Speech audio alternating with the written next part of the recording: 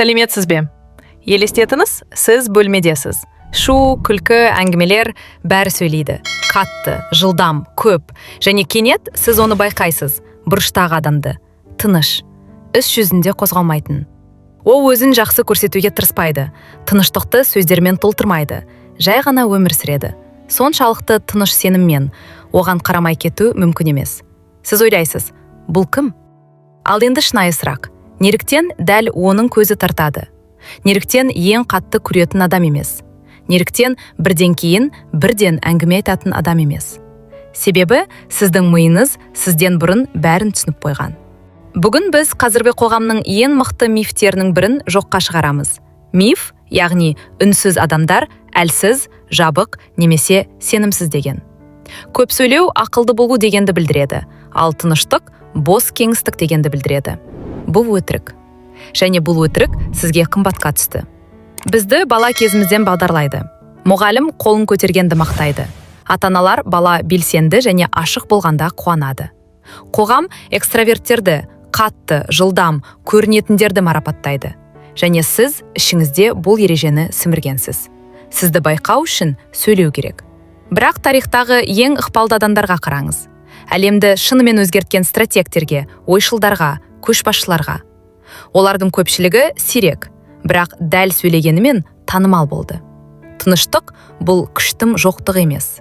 Тыныштық бұл оның шоғырлануы. Және бүгін біз аз сөйлейтін адамдардың 6 ерекшелігін талдаймыз. Олардың айтар ештеңесі жоқ болғандықтан емес, бірақ олар көптеген адамдар өмірі бойы түсінбейтін нәрсені бұрыннан түсінген. Сіз сөйлеген кезде сіз хабар таратасыз. Сіз үнсіз қалғанда сіз жинайсыз. Үнсіз адамдар тірі архивтер. Олар қатысатын әрбір үнсіз әңгіме бұл пассивтілік емес, бұл белсенді барлау. Алғашқы танысу кезінде ештеңе айтпаған адамды кездестірген сәтті есіңізге алыңыз. Ал бір аптадан кейін ол бір сөз айтты, және сіз тоқтап қалдыңыз. Себебі ол скальпель сияқты дәл еді. Ол мұны қайдан білді? Ол тыңдағандықтан білді. Шынымен тыңдады. Жауап беру үшін емес, түсіну үшін. Жоғары өзін өзі бағалайтын адамдар аз сөйлейді. Себебі олар өз құндылығын сөздермен үнемі дәлелдеудің қажеті жоқ. Реакция қажет ететін адамдар бар. Әрбір сөз бұл суға лақтыруған ілмек, балық аулауды күтуде. Күлкі, бас изеу, сен не дейсің, шынымен бе? Оларға растау қажет. Мен бармын, мені естиді, мен маңыздымын. Үнсіз адамдар ілмектерді лақтырмайды. Бұл оларға басқалардың бәрібір дегенді білдірмейді. Себебі олардың өзін өзі бағалауы сыртқы реакцияға байланысты емес. Психологтар мұны ішкі бақылау локусы деп атайды. Өзінің құндылығын сыртқы емес, ішкі жағынан анықталатыны туралы сезім. Білетін адамды ойлаңыз. Үнсіз, сабырлы. Оның аудиторияға байланысты өзгермейтінін байқаған жоқсыз ба? Бастықпен дос жарандармен бірдей. Кешке жалғыз өзімен бірдей. Маска жоқ, ойын жоқ. Бұл керемет әсер қалдырады. Себебі көптеген адамдар хамелеондар. Біз кімнің жанымызда екеніне байланысты дауыс ырғағын, мінез құлқын, тіпті сенімін өзгертеміз. Ал үнсіз адам жай ғана бар. Ол бейімделмейді. Бұл күшті тартылыс тудырады. Себебі сіздің миыңыз эволюциялық тұрғыдан тұрақтыға сенуге бағдарланған. Болжамсыздық қауіп, тұрақтылық қауіпсіздік. Бұл күш. Мақұлдауды қажет етуді тоқтатқан кезде сіз басқарылуды тоқтатасыз, ал адамдар мұны сезеді. Лезде. Тыныштық бос емес, өзіне өзі жеткілікті манифест болады. Үшінші қасиет. Олардың сөздері көбірек салмаққа ие. Аз сөйлейтін адамдар көбінесе баяу ойлауды қолданады. Терең, талдамалы, дәл. Сондықтан олардың сөздері көбірек салмаққа ие. Экономикада, табиғатта, адамдар арасындағы қарым-қатынаста, барлық жерде жұмыс істейтін заң бар. Дефицит құндылықты жасайды. Бірдеңе сирек болса, ол қымбат. Алтын темірден әдемі болғандықтан емес, оның аз болғандықтан қымбат. Сөздер де дәл осылай жұмыс істейді. Көп сөйлейтін адам әр сөзді бағасыз етеді. Сіз тыңдауды тоқтатасыз. Себебі әлі де көп болатынын білесіз. Өткізіп жіберуге болады. Бірақ үнсіз адам аузын ашқанда бөлме тынышталады. Нақты. Адамдар алға еңкейеді. Себебі ми бұл маңызды болатынын біледі. Бұл кездейсоқтық емес, шынайы күш су астында. Бетінде тек қажетті нәрселер ғана бар. Үнсіз адам ақыры сөйлегенде бұл бос сөз емес, бұл дистилляция. Сағаттағы бақылау, ойлану, талдау бір фразаға сығылған. Бұл фраза әңгімені өзгертеді. Сіз естілетін адам болдыңыз келе ме? Онда фондық шу болмай қойыңыз, сигнал болыңыз. Сирек сөйлеңіз, бірақ мәңгі есте қалатындай сөйлеңіз.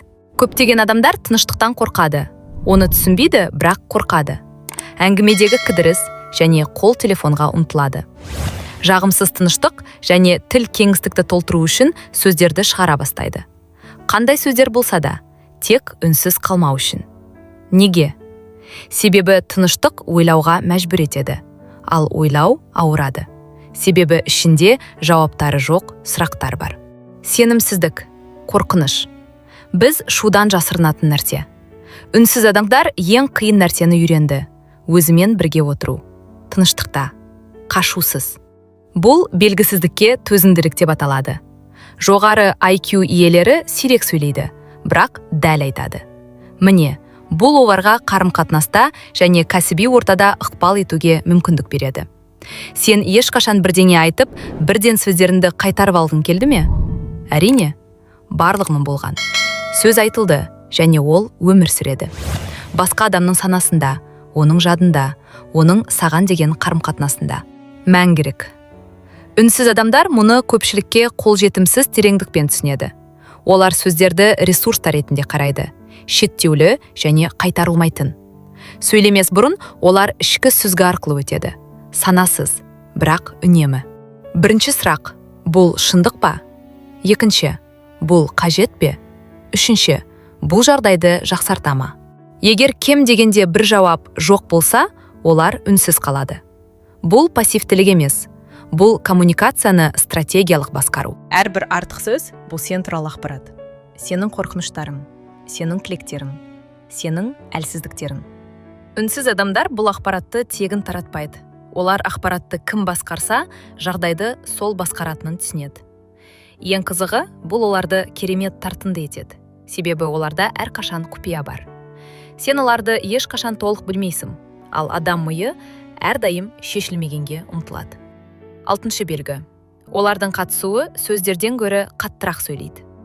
Әлеуметтік психология зерттеулері көрсетеді, аз сөйлейтін, бірақ тұрақты көзбен байланысты ұстайтын адамдар ақылдырақ, сенімдірек және сенімге лайықпырақ болып көрінеді. Себебі сенімділік дәлелдеуді қажет етпейді. Ол жай ғана бар. Үнсіз адам өзін сатпайды. Міне сондықтан сен оны сатып алғың келеді. Міне 6 белгі, 6 шындық. Олар басқалар сөйлегенде бақылайды. Олар мақұлдауды қажет етпейді. Олардың сөздері көбірек салмаққа ие, себебі олар аз. Олар үнсіздікте қорқынышсыз өмір сүреді. Олар сөйлемес бұрын ойланады. Және олардың қатысуы кез келген сөзден гөрі қаттырақ сөйлейді. Бірақ қазір түсінуге тиіс нәрсе мынада. Бұл суық, жабық, қолжетімсіз болу туралы емес. Бұл маска емес. Бұл азғыру немесе манипуляция стратегиясы емес. Бұл ішке қарай жол. Себебі бүгін біз сипаттағанның бәрі бұл техникалар жиынтығы емес. Бұл бір фундаменталды шешімнің нәтижесі.